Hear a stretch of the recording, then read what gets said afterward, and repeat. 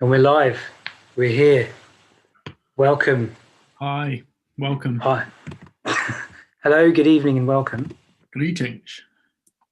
I've got to say, your facial hair. Mine? You like it? It's really very impressive. It's getting better, right? Although it looks like it doesn't join. I think it does. What? Doesn't join where? There, it looks like it. Oh, but it does. It's just a tiny bit thinner just there. We just can't quite see and it. the same on this side. It's just a tiny bit thinner, but it also might be the lighting a little bit. I think so. So I think it's a bit of the lighting. Don't worry, it'll fill out. We've still got 3 weeks left. I know. So welcome. This is episode 5 of Join the Dots Forward. I don't have my post-it with me to join the dots forward, but I did post. Have you lost it? I haven't lost it. I've just moved close to the router. So 2 pieces of feedback. One was I talked over you all the time. Really? Apparently. That's because of my crappy internet connection, which I've had problems with. So the router's there now. And then the other thing was, I need to improve the audio. I don't care. Okay. It's good enough. For you specifically or for both of us? I think it was me specifically. Okay. Not you. You have a mic, don't you? I do, but it's not actually plugged in right now. I'm using the standard internal mic. By the way, you're deliberately standing up there to avoid the flare, the lens flare. No. No. I actually have a new desk chair. Because it looks like you're sitting. Oh, okay, good. Is this a whole new? You're sitting very. Looks like you're really straight. Yeah. I have. I can probably bring it up high enough to get it on screen. Actually, it's.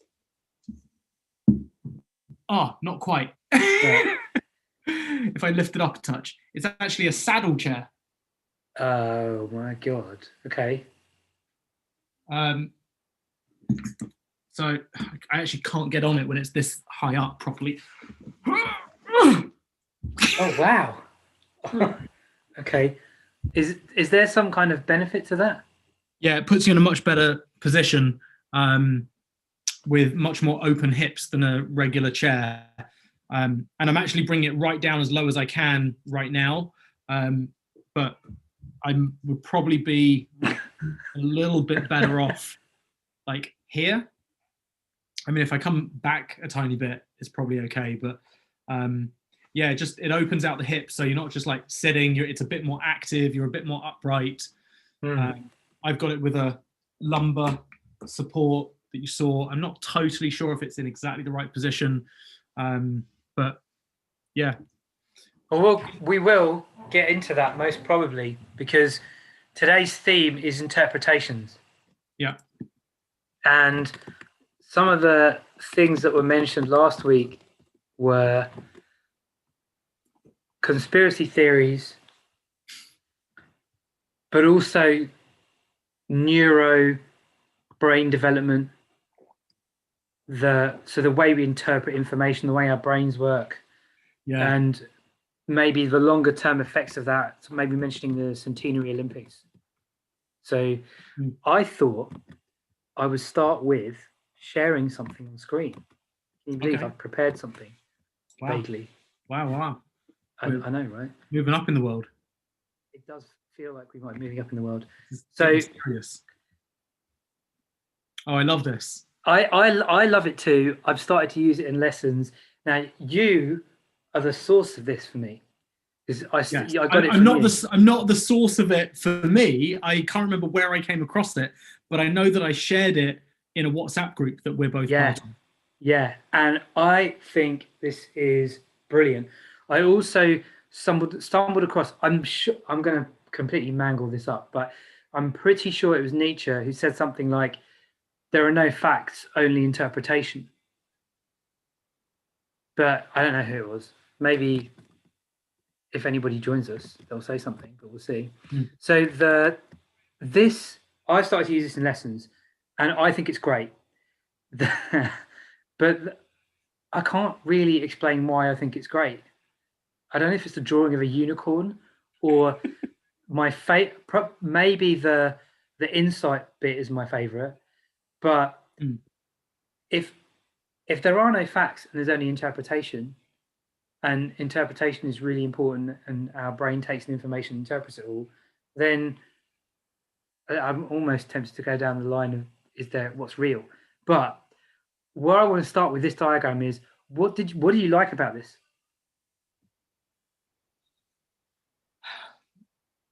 Well, what I liked about it, what do I like about it? So you and I have a mutual friend who is great at research. Like he's just outstanding at research. Yeah. And he will dig deep on areas, and we can lose him for years to some areas, to the point where we have jokes that he only has 5 areas of conversation that he can actually talk about. Yeah. He's also a little bit prone towards conspiracy theories, and he can often back it up with the data. But I think a lot of the time, like, there's the data and the information and the facts, and then what gets extrapolated from that is, well, because of this, it must mean this. And so Dave, it was your exaggerated reaction that made me laugh. I think I like came off screen for a moment as I did that. You did. I have this ongoing discussion with my dad, that my dad, when we're talking and we get really into things, he's a proponent, and this is my invention, he's a proponent of the upside down pyramid theory. So what he'll do is he'll take a tiny bit of information and then make it into this huge like explanation for everything. So I don't know, like the bad weather yesterday will mean that COVID is going to spread across the planet. I don't know. It'll be, but he'll explain it piece by piece till he's made this huge like story from this tiny granular thing. It used to annoy me so much when I was younger. Like we used to have such battles, and it wasn't really about the stuff we were talking about. It's because I felt he didn't listen to me, basically. But that whole thing from a tiny idea to something huge, just it used to get to me. You can call it upside down pyramid theory. But so you liked it because it can go from. It sounds like you're saying you liked it because it helped make fun of our mutual friend. Yes. in that moment, because he does tend towards that. And just because you can draw a unicorn doesn't mean there should be a unicorn.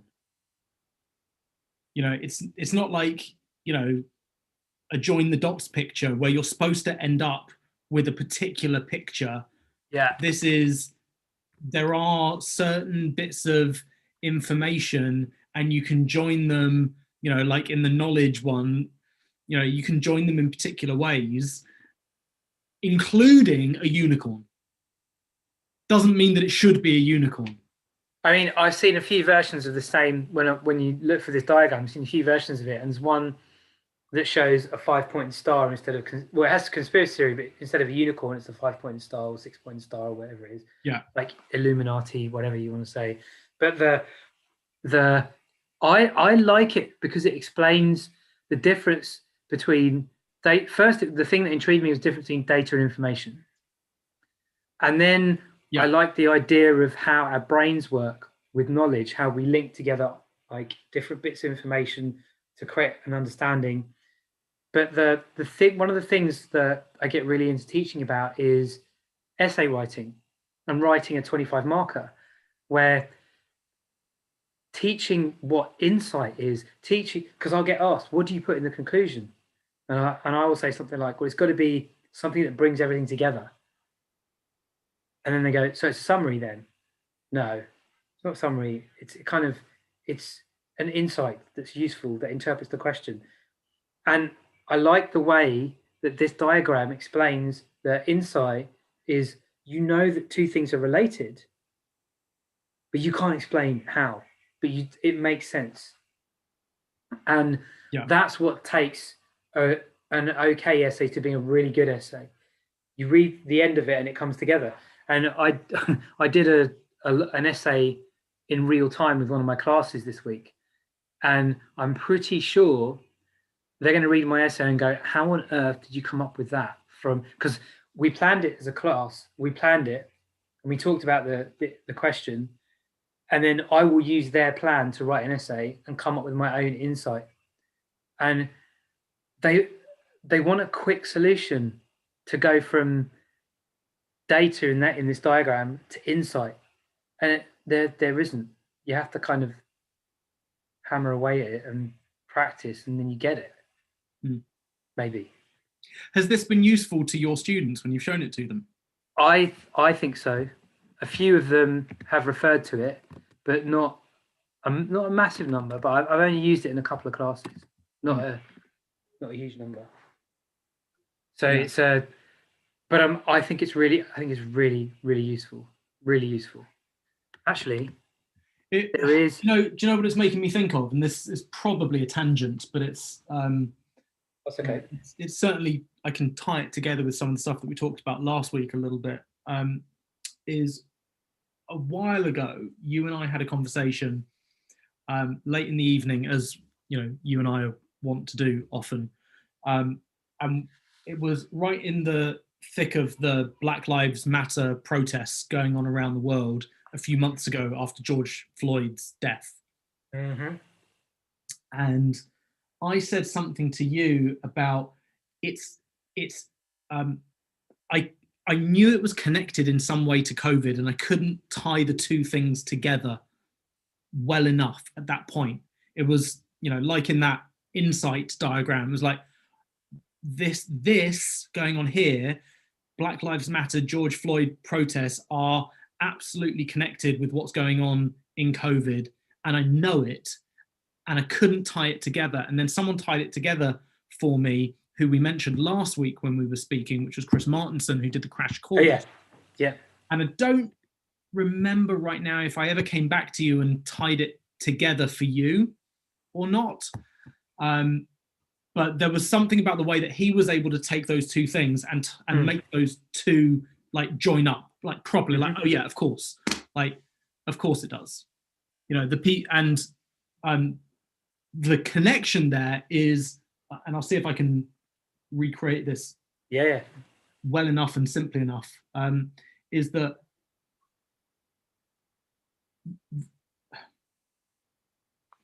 people of ethnic minorities, including and possibly especially blacks, particularly in America, have been the subject of discrimination for an incredibly long time. And in horrible ways. George Floyd, sorry, just being the absolute pinnacle of that. The protests around that, and I'm not in any way saying that they were disproportionate, and I don't think they were. I think they were absolutely bang on, quite honestly. But to tie it together with COVID, Black and ethnic minority communities have been much harder hit by COVID. And so you've got those two things going on at the same time, right? You've got racial discrimination, you've got minorities being way harder hit at the same time. And the third factor, which we started to touch on last week, was economic growth as cancer, right? What's happened since COVID is billions and billions, trillions and trillions, in fact, of money printed around the world that benefits the already wealthy. Way more than your average person, right? It benefits the 1% way more than anyone else. I forget the figure, but Jeff Bezos's personal wealth has grown by something like 130 billion since March. You know, like it's horrific, right? It's like, can I insert a sidebar here? Can you? I'm nearly at the end of linking them, right? Okay, go. I'll hold the sidebar, and then we'll do a proper sidebar, and then we'll do a sidebar of a sidebar. Yeah, go on. So the link is that the 1% that it really benefits are predominantly white male middle/upper middle class who are invested in the stock market, because a lot of the money that's been printed has gone straight into the stock market, and the stock markets have been making all-time high after all-time high after all-time high, you know, month after month after month. And so that is again disproportionately in favor of white people, particularly white baby boomers, right? You know, like, who are heavily invested in the stock market. Their personal wealth has gone up, and your average person, including and especially your average black person, has not benefited in the same way. And it just like tied all those things together for me in a, you know, very clear and obvious way. Like I knew it was connected, and I just couldn't, like, of course they're protesting. There is wealth inequality, and there is also discrimination, and it is all connected, you know, because then all you do is extend the wealth gap by money printing and, you know, giving people a really meager handout, you know, both in the UK and in the US, you know, in terms of the COVID response economically. It's you know, I've got so many friends who have fallen through the cracks in not being able to access any of the funding, the grants, the loans, you know, that were supposed to support people. You know, I fell through the cracks. I couldn't, you know, access any of the loans or grants, and a lot of my friends were the same. Is that the whole self-employed thing? Yeah, for me personally, it's that. So how the government works is they looked at your last year's earnings. So for a self-employed person, it's your last year's tax return. My last year's tax return, most of my work last year was split. In fact, not most of it was split, and it was roughly 50-50 between freelancing and employed work, which was a 0 hours contract, right? Yeah, it was technically employed work. Yeah, but I didn't meet the criteria for either. Either as an employee or as a self-employed. So I just fell through a gap. And you know, a lot of my friends are like that. You know, they're in similar situations.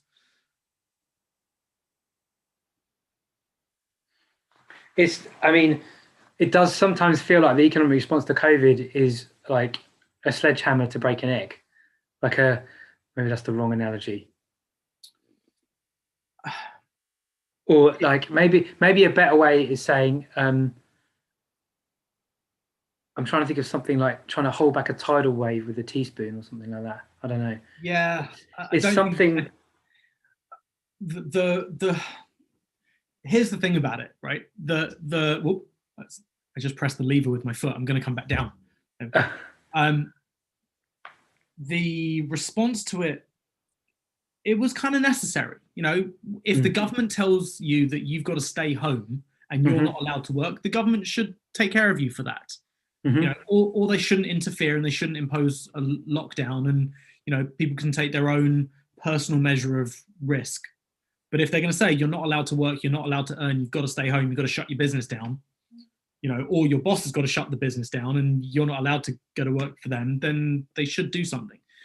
Trouble is that the economy wasn't in a strong place anyway. You know, recession was already going to happen. You know, we haven't seen a massive recession yet. Not really. Like, technically we're in a recession, but we haven't really seen the effects of that. But the effects were building up long before COVID. You know, you and I have talked about that in the past. It's a bit like, you know, you can see snow building up on a mountain and you know there's going to be an avalanche, but you don't know which snowflake is going to start the avalanche. There will be a snowflake that starts the avalanche. You just can't pick which one it's going to be. Now, I like that metaphor because the snowflakes are tiny, and there will be a snowflake that starts has a huge effect. Yeah. But to try and pick out which one it could be, especially and what we're talking about here, like connecting all this, well, joining dots forward, but also connecting the bits of data, getting insight, and trying to make an interpretation or trying to find meaning in all of this is really difficult. It's really difficult and really challenging to kind of pick your way through it. I've always felt like talking about the economic system is like trying to unravel a massive ball of string. Yeah. You start talking about it and then you end up talking about something completely irrelevant.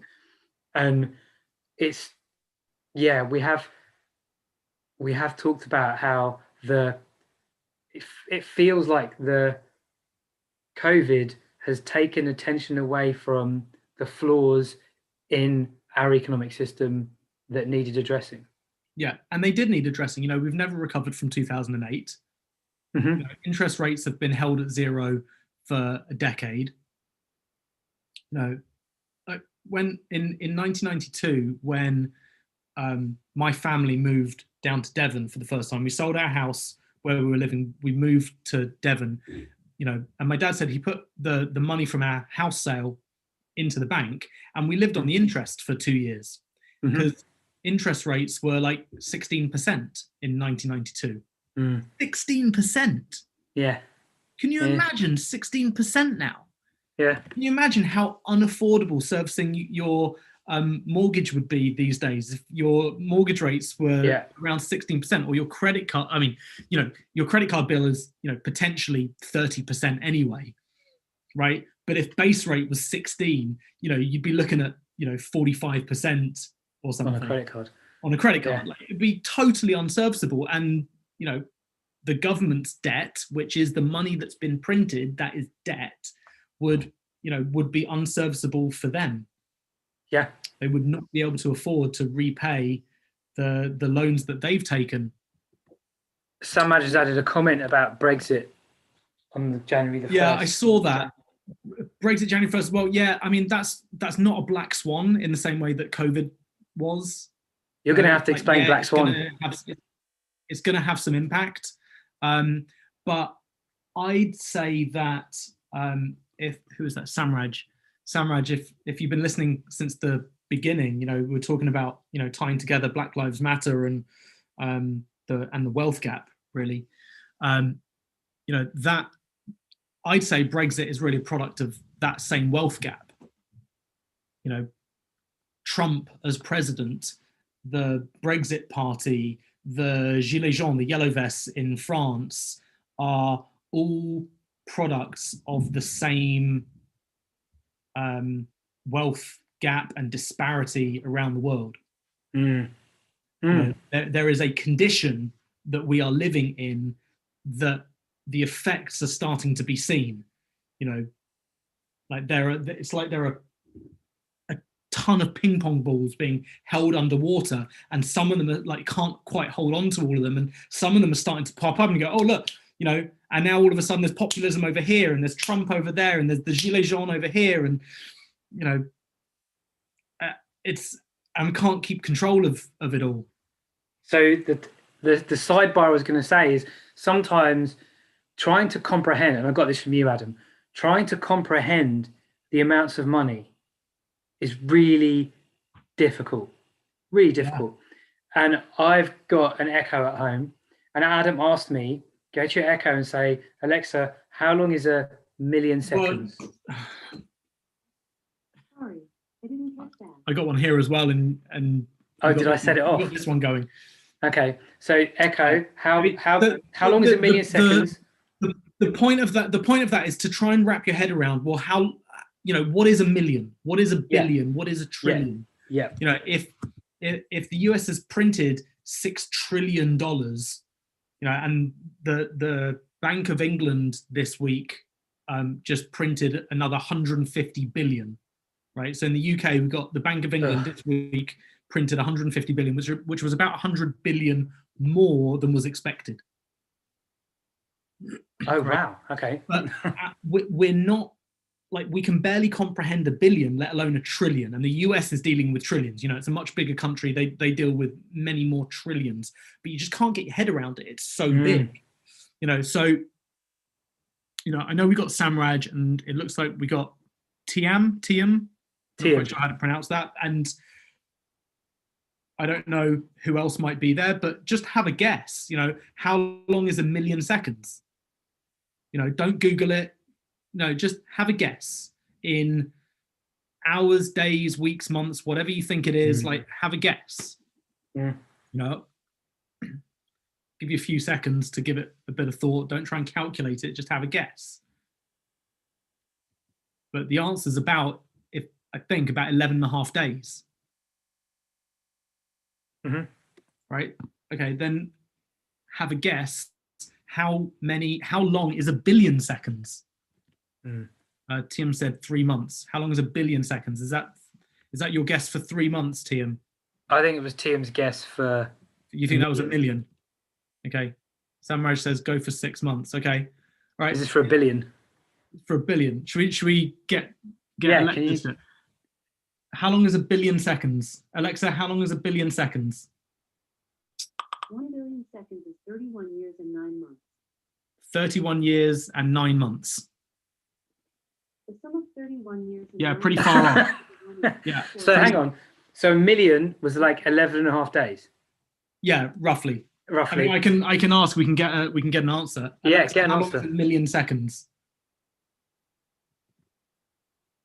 No response. Alexa, how long is 1,000,000 seconds? 1,000,000 seconds is 1 week and 5 days. 1 week and 5 days. 1 week and 5. Okay, so 1,000,000, 12 1 days. week and 5 12 days. 12 days. And 1 billion, I've just lost how long it was. 36 years. 36 years. Okay. Yeah. Okay. Yeah. And Tim says, I reckon 1,000,000,000 seconds is 31 years and 8 months. That's Okay. what he's like. Is that what it was with 31 years, not 36 years? That's fine. We're in the 30-year range, okay? How Yeah. long's 1,000,000,000,000 seconds?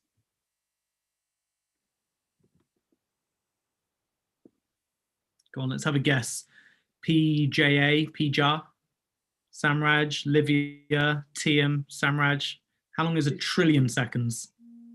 Don't ask Siri, don't ask Google. Livia What's a trillion? She pointed What's that time trillion? being fake.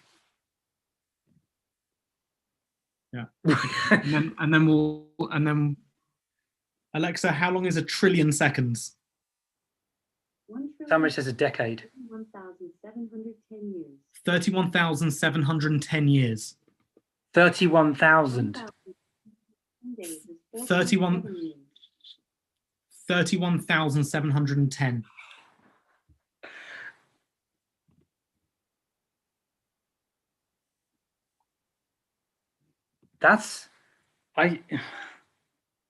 I remember your brain can't comprehend. Yeah. We're not designed to deal with trillions. I can't. Yeah, even just hearing that, I can't comprehend it. Yeah. And this is to go back to what we're talking about interpretations, and we started with this particular slide, and you can see how the stuff we're talking about is trying to make sense of something. We're trying to go from data to wisdom. I would add, I also found this particular slide that I thought, so it's a different version of the same diagram. If I can make it to move. There we go. Now, I thought this one was interesting. Gaping Void is an interesting kind of agency design group. And they've added impact from a point, from going from data, information, knowledge, insight, wisdom to impact. So the reason I like this is it's all very well knowing stuff. It's all very well having the insights and the wisdom, but what effect are you having on, what effect do you want to have on people? What I almost want to say, what difference do you want to make? What contribution do you want to make? What is the contribution you want to make? And I think that's a nicer, not nicer necessarily, a different way of looking at how we can use information and data and knowledge and our own interpretations. We can look at our own interpretations of everything and start to think, well, what impact do I want to have? Yeah. That I think is a different kind of question to be thinking about when we're bombarded with information and we're trying to make sense of everything. And the only sense we can make of things is our own interpretation. And It's, and I'm all about like trying to contribute. That's part of the reason I'm a teacher, is to contribute and get people thinking. And I think that's part of the reason we do this live stream. Could be. To explore and contribute. Could be. For me.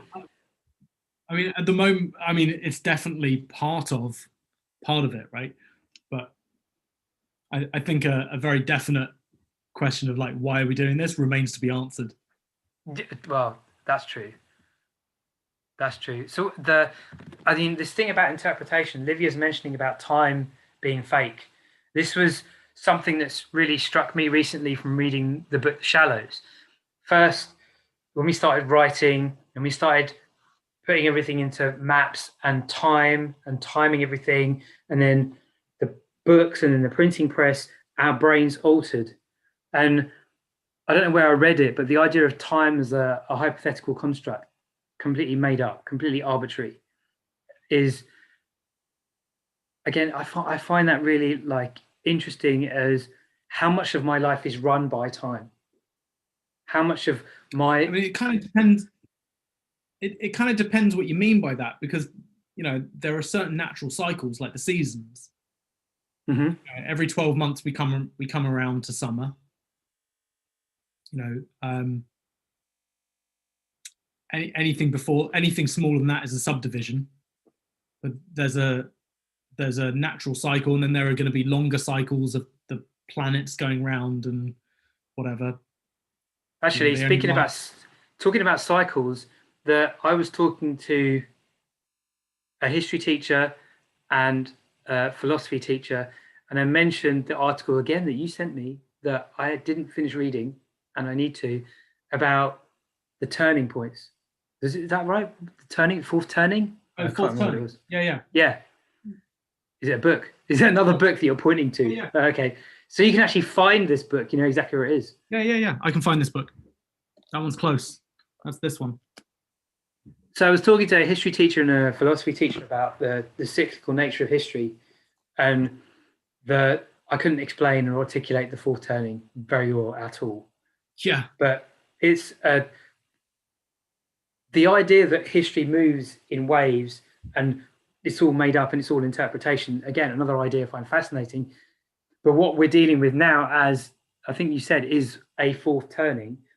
But do you think that's a useful interpretation, or is it just a way of trying to impose meaning on random events? Well, they wrote this book in, let's see what the publication date is. Copyright 1997. Okay.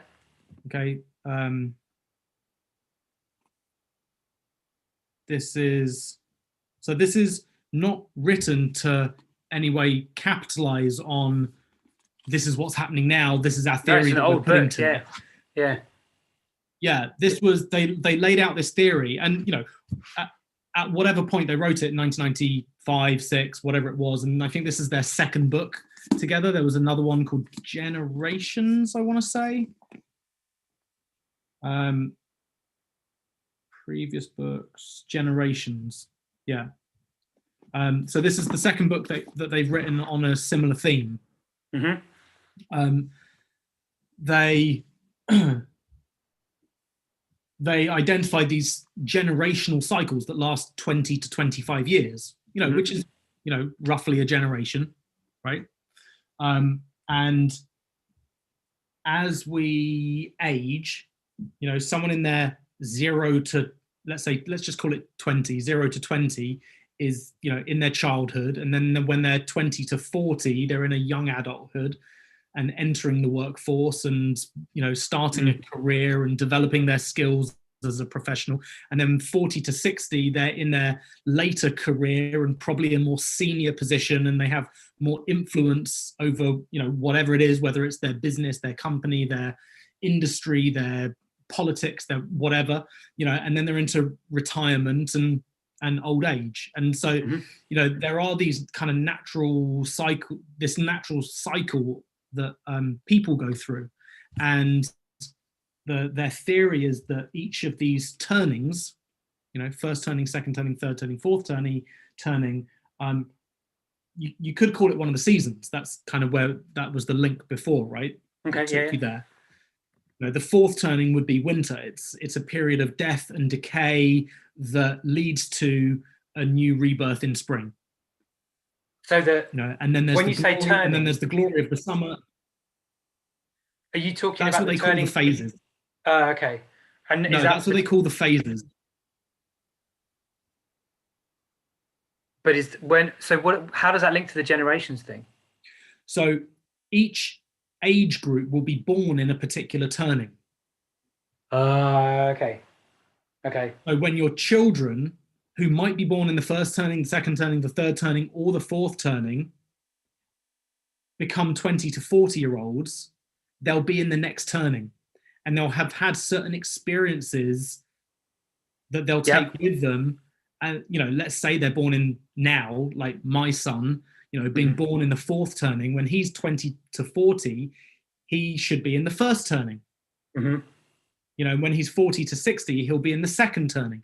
But that'll be different to you and me, who might have been born, let's say, in the second turning, and are now in our 40s to 60s in the fourth turning.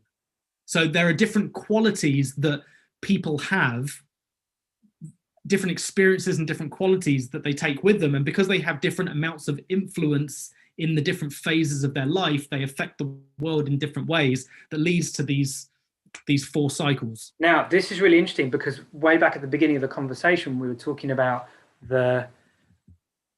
how you make sense of things. Everything is an interpretation. And I'm going to see if I can go back to making sense of data and information, knowledge, all of that. So you managed to create a really cool link between the Black Lives Matter movement and COVID via the economic effects, via what's happening in the economy. And you mentioned that the amount of money that's being put into the economy favors the baby boomers. Yes.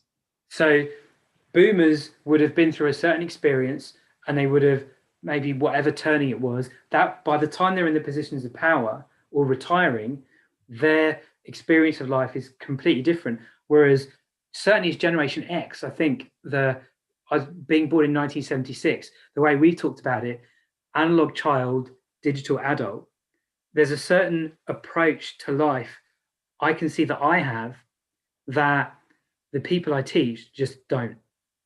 And I noticed it, the longer I've gone through being a teacher, the more separated I can see that I am from the people I teach. When I first started teaching, I was 25.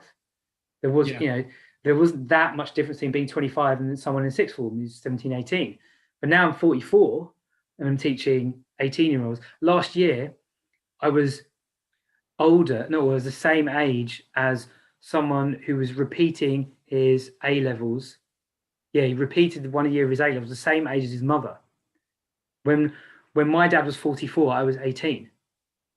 So I've noticed a separation between my experience of teaching pupils. I don't get Snapchat.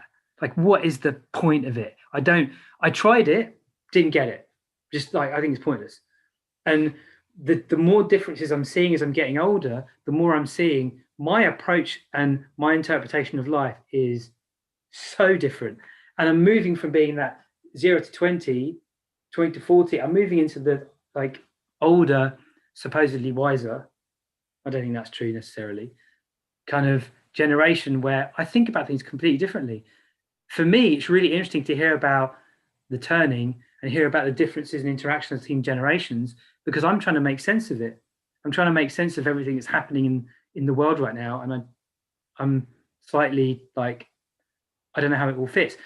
Now, when I throw in another thing, so your moustache and my moustache are growing, the wanting to have children, not having children, being 44, dealing with testicular cancer diagnosis, surviving testicular cancer, that's really made me think about why am I here? Why are we here? What's everything about? How do I make sense of what's happening? being older but younger, being older but feeling young. So and the amount of upheaval that we seem to be experiencing, I don't know how to deal with it. Both my wife and I have been talking a lot about the lockdown, COVID, not being able to see family and not being able to see friends as much, not being able to go out. And I think it's hard, and it's really hard for my wife. But what's it like for young people who can't like go out and do all the things that young people do? Like I remember being 17, 18 and going to parties and being the designated driver all the time and having a really good time. Asking people, do you think you can juggle with eggs? And then just letting mayhem unfold. I was that guy. So what's it like? What must it be like to be 18 or 17 or whatever to try and deal with what's happening? Someone's written the point is to chat to girls in it. Yeah, that's the whole point of Snapchat. I don't want to get too involved in the chat that's going on there. I've just noticed what it is. If people ask decent questions, we'll engage in it. But exactly. Yeah, if it's a good question, we'll talk about it. I'm finding it challenging to make sense of it all. And I know my wife and I are, I know my sister is, I know that some of my colleagues are, and everybody is dealing with it in their own way. But something else I think you mentioned, again, another thing you mentioned to me, was it the adjustment reaction?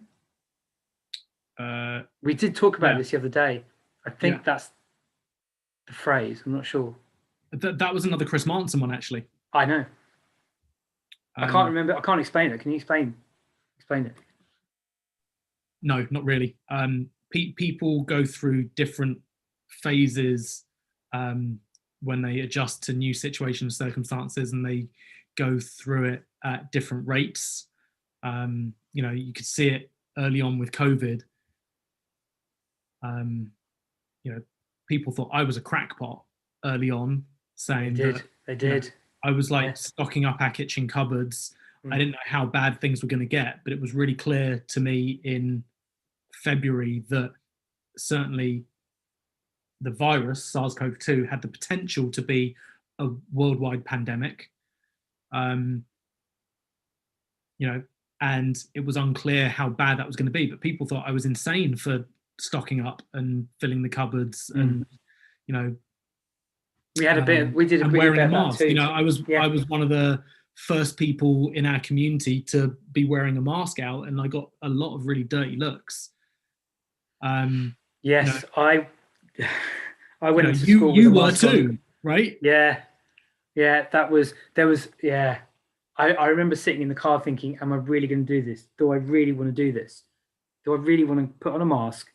And it was as much an experiment for myself to see what could I do, what would I do, and I did it, and I felt so isolated the whole day.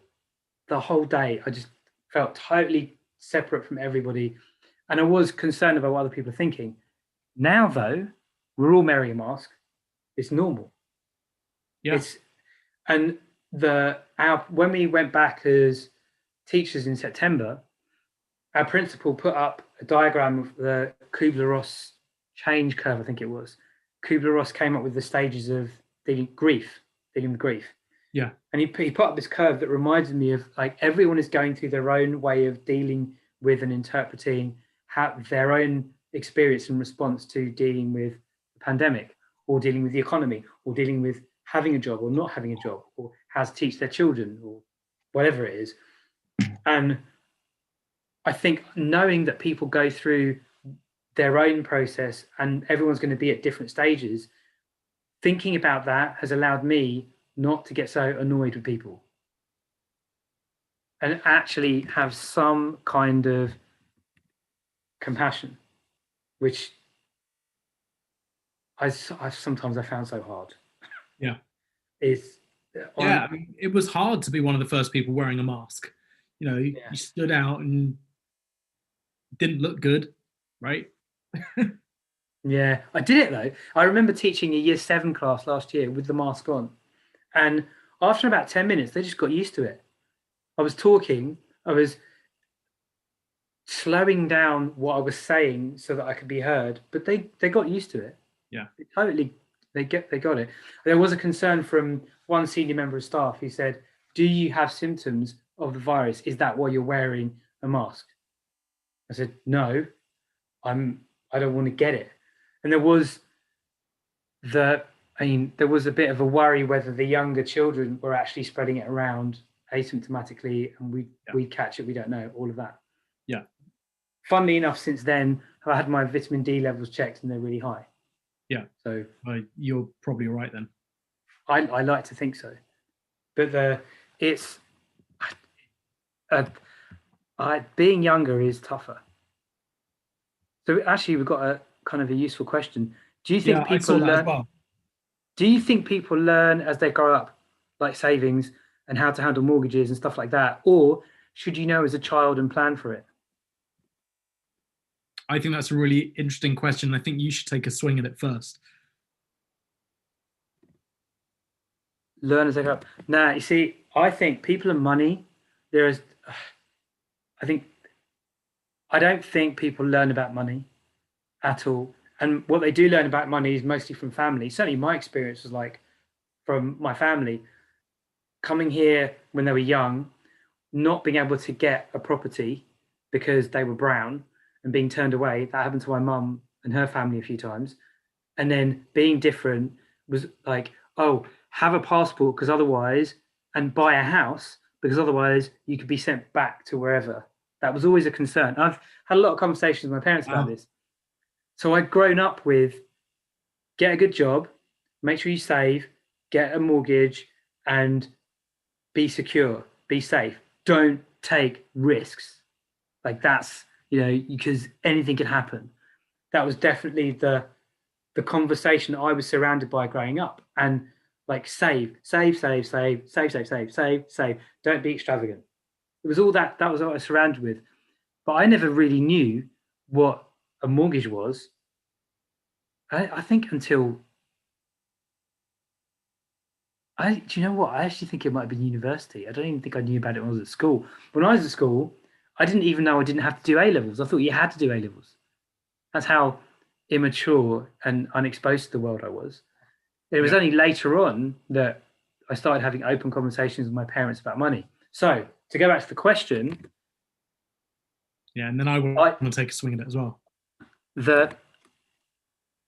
I do think people learn as they grow up, mostly from the conversations they've been surrounded with from their parents and their parents' attitudes. We just inherit it and we don't even question it.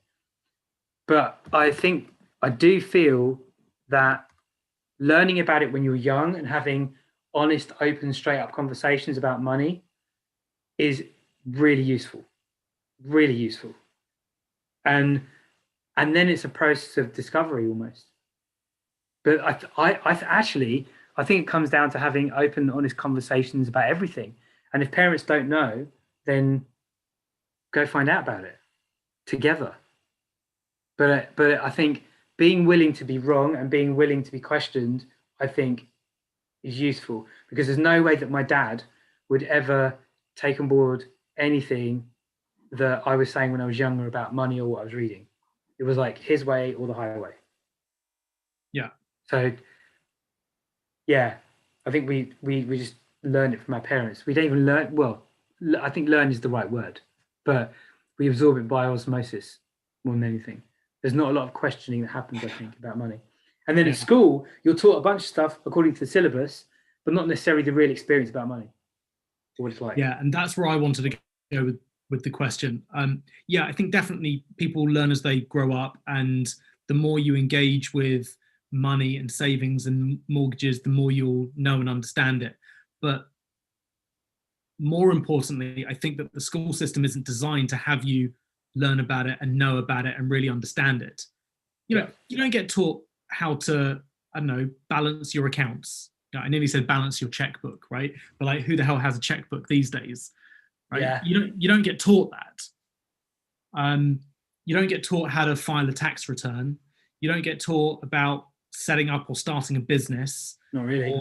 or managing the accounts of a business, or how to, read a balance sheet, or, there's a bit of that.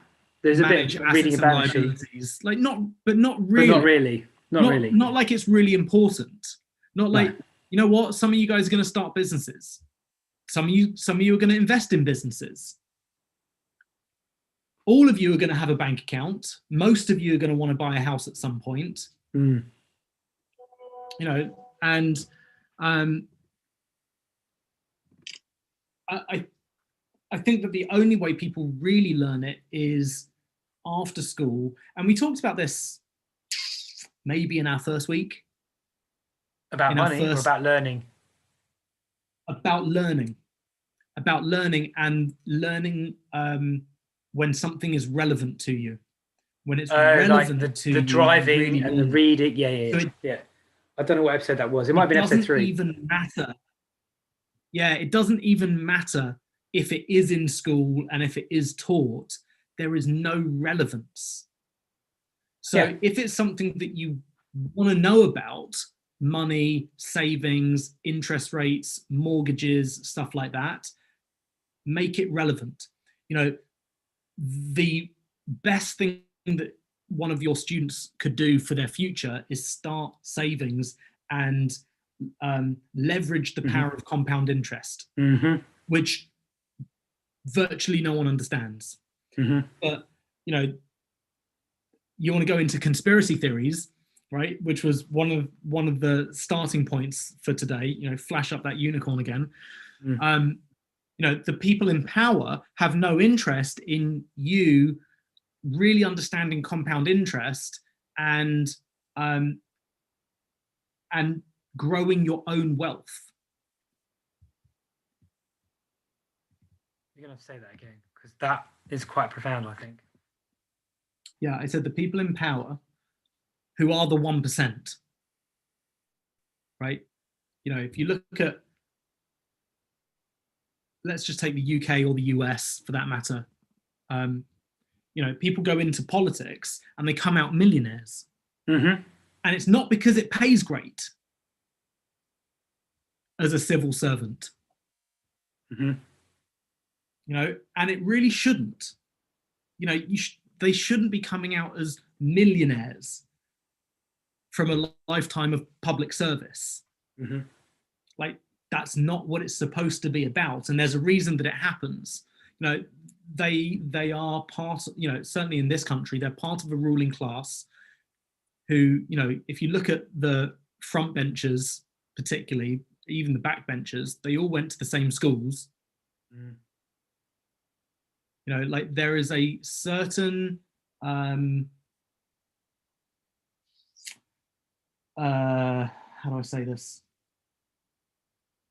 There's a certain benefit that they get by people, and in particular kids these days, not even these days, kids not really knowing about growing their own wealth and becoming one of the 1%. Like, there's no interest, there's no self-interest in them really having other people become the 1%. They want to remain the 1%. So having people not know and understand about debt, servicing a loan, mortgages, savings, balancing their checkbook, or managing their current account, reconciling their credit card bills, shopping around for the best credit card and the best rates, the importance of paying it off each month, or like it's but this I think also ties in about comprehending stuff like the millions, the billions, the trillions, compound interest. I played that peak prosperity video about how long does it take to fill, if you're at the top of the stadium and a drop of water doubles, how long does it take to fill? I played that video so many times, and I showed my dad and my parents. My dad thought it was absolutely superb. He loved it. It is superb. That's exponential growth, but that's the same as compound interest. Yeah. So like anyone that really wants to understand the power there, the power of exponential growth or the power of compound interest, they should check out that video, and they should probably check out someone like Ramit Sethi. Yeah, I was going to mention that actually. because everything you just said is all in his book, and he doesn't mess about. His book and his blog is called "I Will Teach You to Be Rich." I found it. I bought the second edition actually, and I'm reworking my way through it.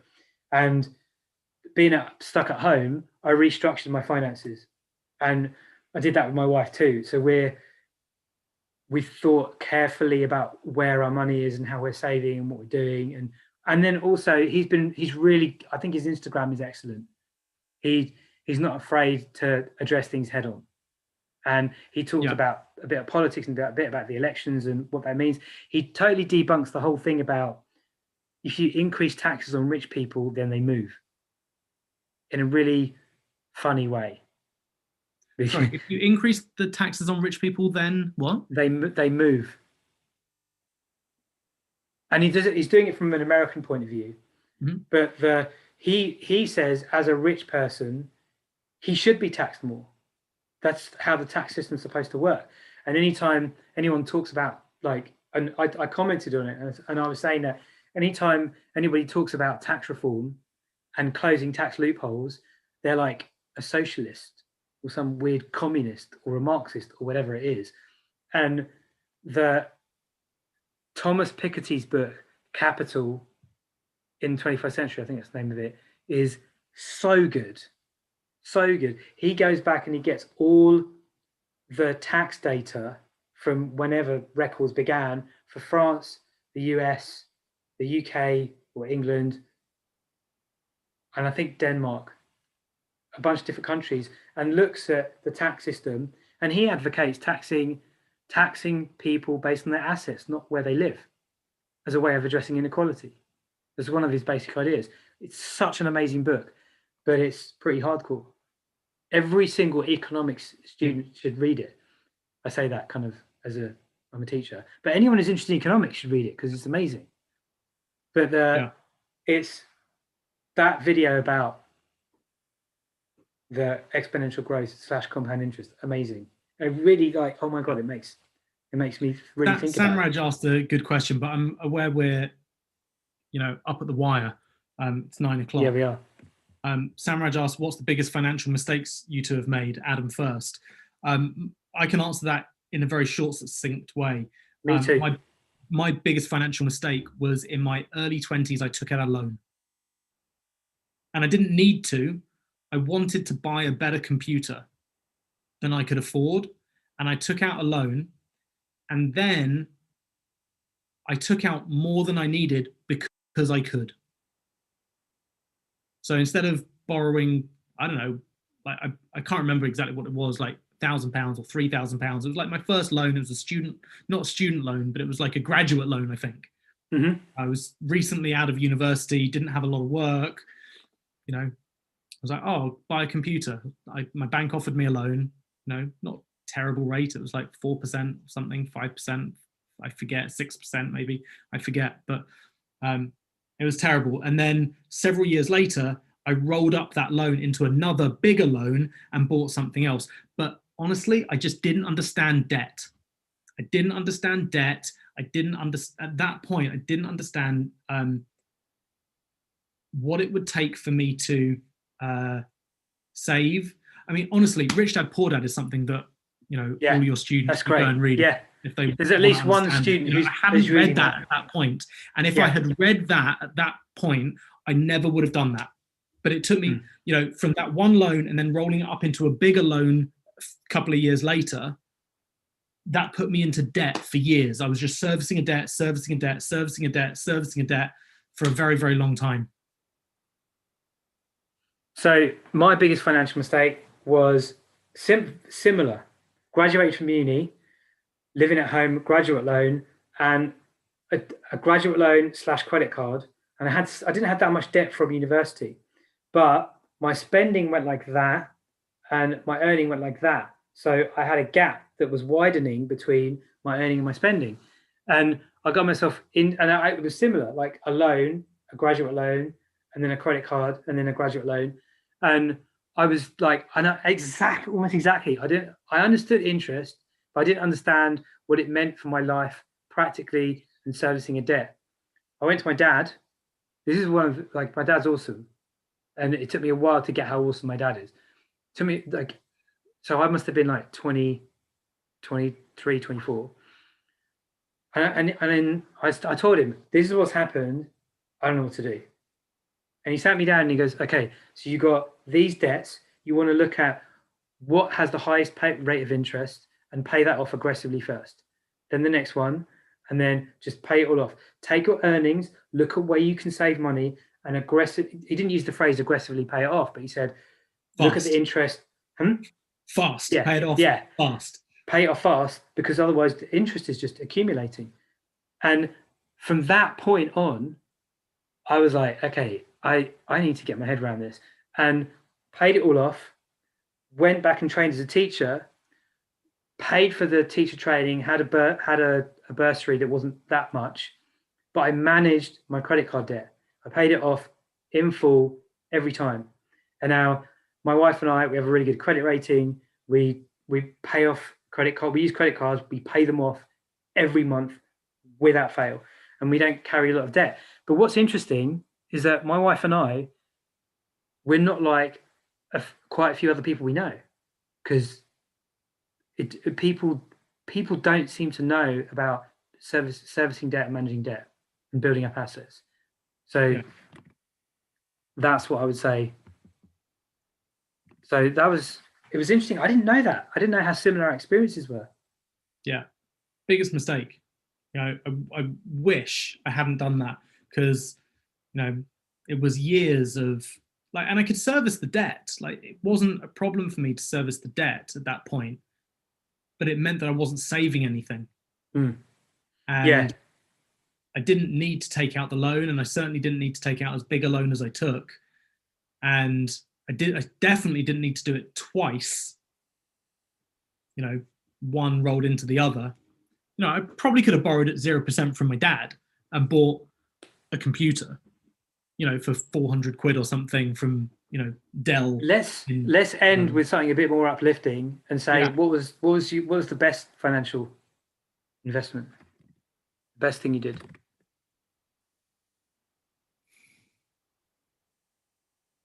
Might be a bit more challenging. It's a bit like a Tim Ferriss podcast. What's the best X amount of money you spent or something? Yeah. One of the best things, I don't know if this is the best thing, but one of the best things was I got interested. Our mutual friend started talking to me about cryptocurrencies and other investments, and I got interested. I was like, I'll put a few quid into Bitcoin, a few quid here, a few quid there. It was cheap at that point. But it wasn't the buying it that was good, and it's done me very well that I bought Bitcoin in, I don't know, 4 or 5 years ago. Not as early as I would have liked, but it's $15,000 now. It was a fraction for one of Bitcoin. That. It was a fraction of that then. It was probably 800 or something. But it was that I got interested, and I started getting interested in money and understanding it. And I started learning. Robert Kiyosaki, who wrote Rich Dad Poor Dad, will say that the best thing you can do is invest in your education. Education. And he doesn't mean school. Yes. He means education. Now, learning, actual learning. My answer to that question about there's a few different answers, like what best kind of money I spent, best thing I invested in, whatever. But I think managing my money very clearly with my wife, knowing exactly what's happening month to month, day to day, where managing it all and knowing where it is. It doesn't take a lot of time, but setting up a system and managing it also, we know exactly what we want to spend our money on, and we still enjoy it. That's one thing. But I agree with about the education and the learning. And when I was 21, spending what seemed like a massive amount of money on a personal development course that was a weekend was probably the best money I could have spent. Yeah. Doing courses with Landmark Worldwide has, since first when I was 21. And I remember paying for it with a credit card and being super scared about what I was doing. Oh my God, what's going to happen? I was so nervous and so uncertain. But from there, it's, I think, opened up a whole other experience of being able to learn from the people around me. Yeah. I mean, that's those two things. I mean, I think, and I got the same thing, but I probably said it a little differently. I mean, that was probably one of the best £235 I ever spent, right? But that's different to what's the best financial decision I ever made. I know. But knowing and understanding like a cost benefit analysis, even like being able to do a cost benefit analysis is invaluable. Mm-hmm. Like, no, like, okay, this is going to cost this, but I'm going to get this value. Okay. And if it outweighs itself well enough, then it's worth it. You know, a £400 computer when I was 21 or 2 or 3 or whatever it was at that point, like the cost benefit analysis of taking out a loan, looking at it now, wasn't worth it. But I didn't understand enough to be able to do the analysis. But that, like, when I started getting interested in money and the history of money, and, you know, back to like shells and trading and barter and gold and silver, and, you know, it's like, it was a really fascinating path to go down, and it was a bit of a slippery slope for me I learned a huge amount, which kind of gave me a foundation for doing a little bit of forex trading and crypto trading and, you know, other things that was like, oh, okay, this builds on this, and then it links to that, and then I can learn about that, and then this builds here and there, and like, and it was, you know, we're going back to that diagram of like, you know, data points and back to information, and then going, oh, okay, now I can apply this over here and this over there, and then, you know, and then it has an impact when you can do that. I think that's a good place to end. And interpretation is interesting.